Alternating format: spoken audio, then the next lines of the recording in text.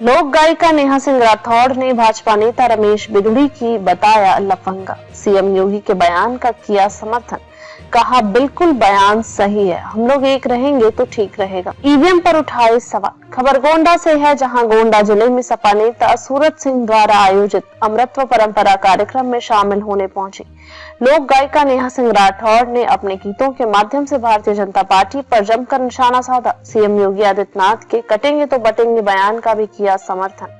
साथ ही बिहार में अपनी मांगों को लेकर धरना दे रहे बीपीएससी परीक्षार्थियों पर भी किए गए लाठीचार्ज को भी अपने गीतों के माध्यम से बयान किया।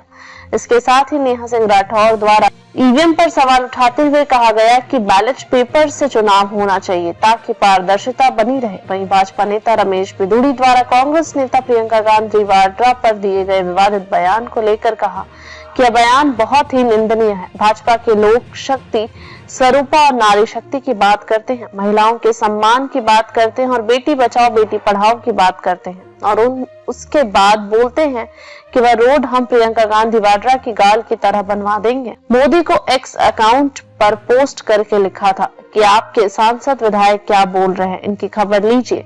मेरी तुलना भारतीय जनता पार्टी के लोगों ने पोर्न स्टार मियां खलीफा से की थी। एक्स अकाउंट पर ट्रेंड चलवा दिया था और मुझे भी बदनाम करने का प्रयास किया था। मुझे भी गिरने के लिए यह लोग भद्दे भद्दे तरीके से मुझे भी बोलते रहते हैं। ऐसे लोगों को राजनीति में होना नहीं चाहिए। ऐसा लगता है जैसा हम रमेश बिधूड़ी कोई सांसद हैं। ऐसा लगता है कि वो किसी गली का लफंगा लुच्चा कुछ भी बोल देता है, लड़की को छेड़ता है तो यह उसकी भाषा है। वहीं सीएम योगी आदित्यनाथ के कटेंगे तो बटेंगे एक रहेंगे तो सिर्फ सेफ रहेंगे नारे का समर्थन करते हुए नेहा सिंह राठौड़ ने कहा कि यह सही बात है। हमको, आपको और हम सबको, सभी जाति धर्म के लोगों को एक होने की जरूरत है और सही बात है कि अगर हम बटेंगे तो कटेंगे। अभी वक्त है हिंदू मुस्लिम को एक दूसरे से प्रेम करने का, एक दूसरे का साथ देने का और एक दूसरे के साथ रहने का है।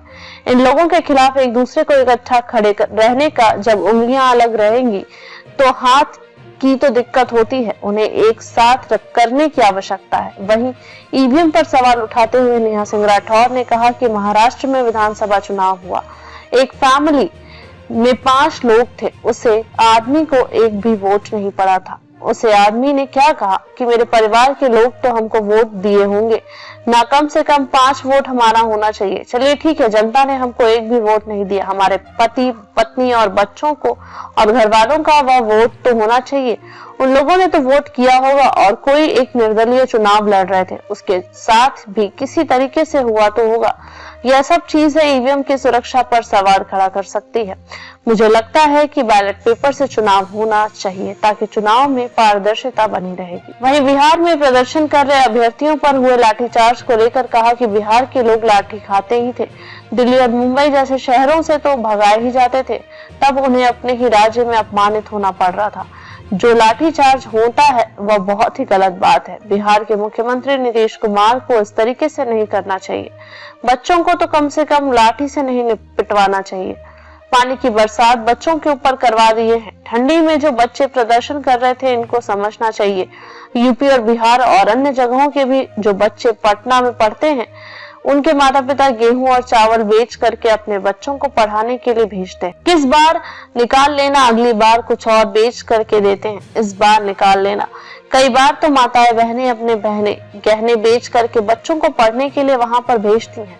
वहीं पत्रकार ने सवाल किया कि अगर अरविंद केजरीवाल आपको राज्यसभा भेजते हैं तो आप जाएंगे? तो नेहा सिंह राठौड़ ने कहा कि हम विचार करेंगे और विचार करने के बाद आवश्यकता पड़ेगी तो चले जाएंगे। तो देखिए, मिल्कीपुर विधानसभा हमारा इंडिया गठबंधन के जो उम्मीदवार होंगे वो भारी बहुमत से जीतेंगे। ये सही है कि हम लोग को चुनाव हारे, लेकिन हम जनता से नहीं हारे और न भाजपा हमको हरा पाई। इनका पुलिस प्रशासन, इनका जिला प्रशासन खुलकर इनके लिए वोट करवा रहा था, लोगों को, मतदाताओं को वोट डालने नहीं दे रहा था। वो तैयारी भले कराए, लेकिन अब की बार हम लोग भी तैयार हैं और मिल्कीपुर हम भारी बहुमत से जीते। भाई चाहे वैसे हम लोग अयोध्या जीते ना, वो हम अम्बेडकर नगर भी जीते, हम बस्ती भी जीते। जीतने का क्या करते हो तो उत्तर प्रदेश में उनकी सीटें कम हो गई और उत्तर प्रदेश से हमने उनको रोक दिया। वो पूर्ण बहुमत की सरकार अपने नहीं बना। आप बाबा से पूछे ना, उनको क्यों नहीं निकालते हैं। ये भ्रष्टाचार का आरोप लग रहा है। उनको रिजाइन लिखवा दिया गया, तो मैं क्या कर सकती हूँ? मैं अथॉरिटी में थोड़ी हूँ, मैं किसी को रोजगार देने की हालत में नहीं हूँ। मैं सांसद हूँ, मैं विधायक हूँ, मंत्री हूँ। बच्चे जिनके लाठी चार्ज हो रहा है वही देश के भविष्य बनते हैं, IAS PCS बनते हैं। कितना सही मानती है लाठी चार्ज लोकतंत्र? बहुत गलत बात है, और नीतीश जी को ये नहीं करना चाहिए था। बच्चों को कम से कम लाठी से तो नहीं पिटवाना चाहिए था, और पानी वानी का बरसात करा दिए हैं ये लोग। ठंडी में जो बच्चे प्रदर्शन करना चाहिए, इसको समझना चाहिए। यूपी बिहार के ही नहीं, कहीं के भी जो बच्चे पढ़ाई वगैरह करते हैं, तो पटना जो बच्चे जाते हैं ना बिहार से पटना पढ़ने के लिए, इलाहाबाद या दिल्ली, तो घर से चावल गेहूं धान उनके माता पिता बेच करके भेजते हैं कि 6,000 का रूम रेंट है और इस बार निकाल लेना, अगली बार कुछ और बेच करके। कई बार तो माता अपने गहना वगैरह भी बेच करके भेजती है। और शासन बाबू थे तो उनको ये कैसी हवा लग गई कि लाठी?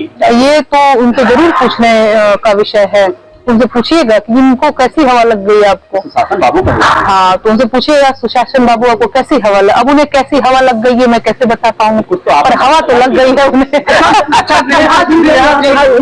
एक नारा बड़ा ट्रेंड कर रहा है, कटेंगे तो बटेंगे, एक है तो सेफ है। इस लोकतंत्र में इस तरह की नारे को देखेंगे? नहीं, सही बात है। अभी जो है हम सबको, हमको, आपको, सारे जात धर्म के लोगों को एक होने की जरूरत है, क्योंकि सही बात है, बटेंगे तो कटेंगे। अभी वक्त है हिंदू मुसलमान को एक दूसरे से प्रेम करने का, एक दूसरे का साथ देने का, और एक दूसरे के साथ रहने का, और इन लोगों के खिलाफ एक दूसरे के साथ इकट्ठा ऐसे खड़े रहने का, है ना।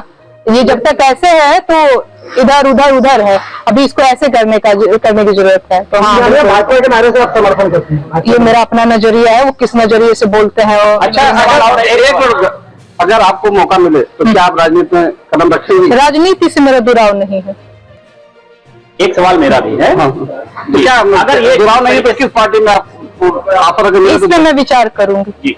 जिस तरीका देखा जाए कि आने वाले समय में नेहा सिंह राजनीति से मेरा दुराव नहीं है, किस पार्टी से कब क्या होगा ये समय तय करेगा, उस पर भी मैं विचार करूंगी। बहुत अहम सवाल है। अच्छा, अगर आपको गायक के माध्यम से आपने जो ये मैसेज दिया, गायक के माध्यम से आपने जो मैसेज दिया, अगर ये चीज आप संसद में अगर कहीं ये बात रखी तो क्या लगता है उसका बहुत ही? अभी मेरी उम्र भैया 27 साल है, बहुत छोटी उम्र है मेरी, तो अभी मैं थोड़ा सा गीतों पे काम कर लूं, इसके बाद समय आएगा तो देखा जाएगा।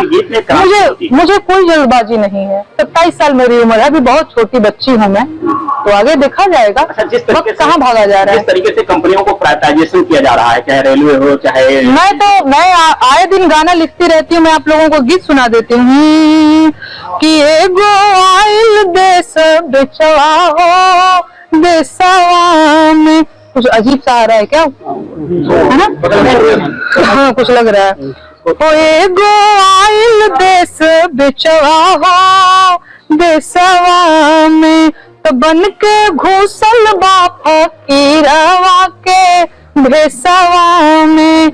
अरे रेलवे बेचेला, LIC बेचेला, भेल सेल गेल संग कर देला खेला, BSNL के देल से आहुति रिलायंस में।